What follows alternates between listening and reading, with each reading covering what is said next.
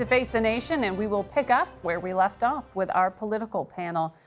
Jeff, I want to ask you, Catholic bishops issued a statement saying the separation of families at the border is immoral. Southern Baptists also issued a statement saying families should not be separated, yet the Attorney General came out and said he has the law and God's law on his side. Legal entry into the United States is a crime. It should be, it must be. And I would cite you to the Apostle Paul and his clear and wise command in Romans 13 to obey the laws of the government because God has ordained the government for his purposes.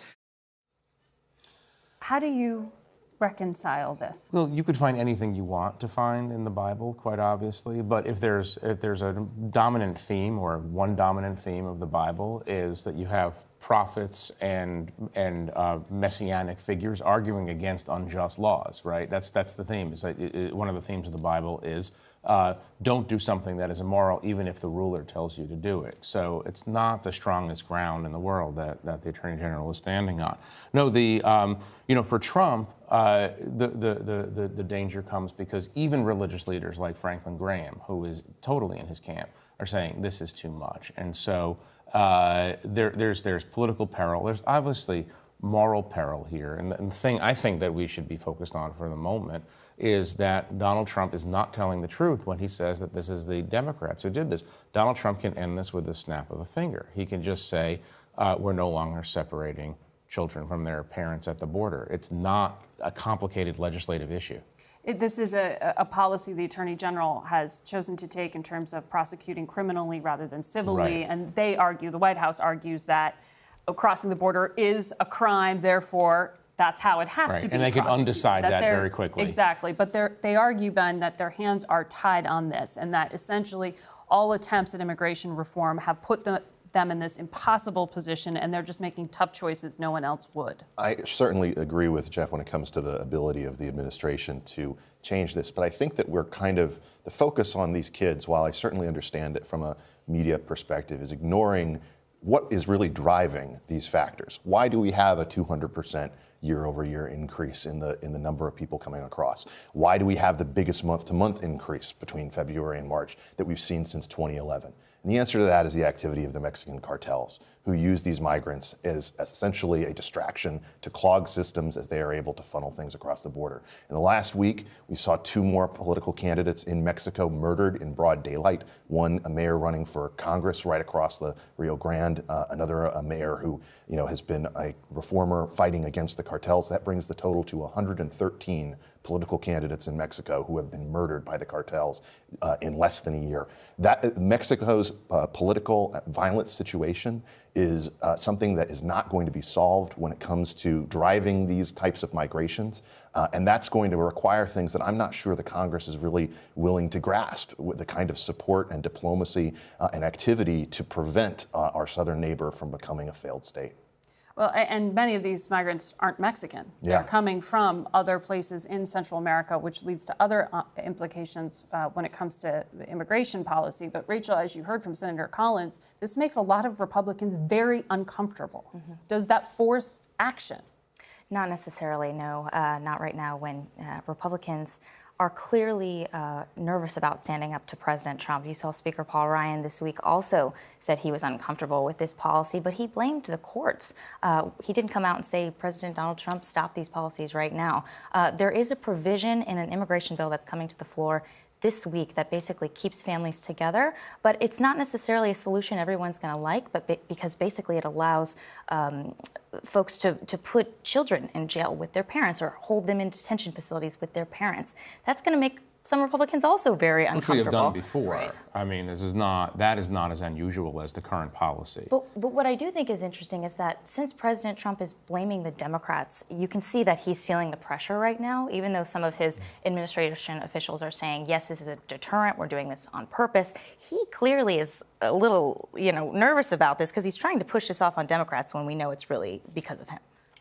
And you were just saying this bill that is coming forward doesn't have a lot of support. It doesn't have support the White House is predicting from Democrats, but also Republicans aren't necessarily on board with this.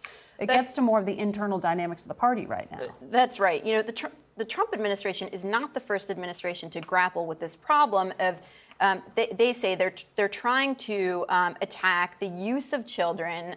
Some children are coming across with their parents, but some people are also using children in order to gain access to the country. They're not their children, and they're put in the hands of traffickers. And the Trump administration says they're trying to crack down on that.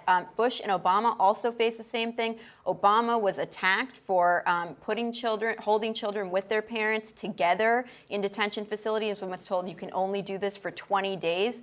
So previous administrations have grappled with this. This provision would, this bill would allow the Trump administration to hold immigrants with their kids indefinitely. Obama came under ferocious attack for doing that from pro-immigration groups. What strikes me about this is how poorly the Trump administration has defended their decision, which I think could be defended on some grounds, but it's not what you heard from Jeff Sessions or what you heard from President Trump.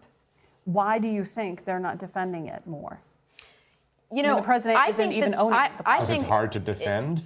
I think it is difficult to defend, but it could be done. You know, you've heard when they talk about zero tolerance that they want to deter the use of children, coming forward. And I think that could be attacked. Obama was attacked for trying to stop this as well. But I think that there has been a persistent problem in the Trump administration of having a clear, concise, and consistent defense of their policies. Jeff, it's getting difficult for Republicans, though, to oppose policies. I mean, Senator Collins was very careful in her language and did take a stand there. But as Senator Corker said this week, he thinks the GOP is a cult and people are afraid of, quote unquote, poking the bear. Right.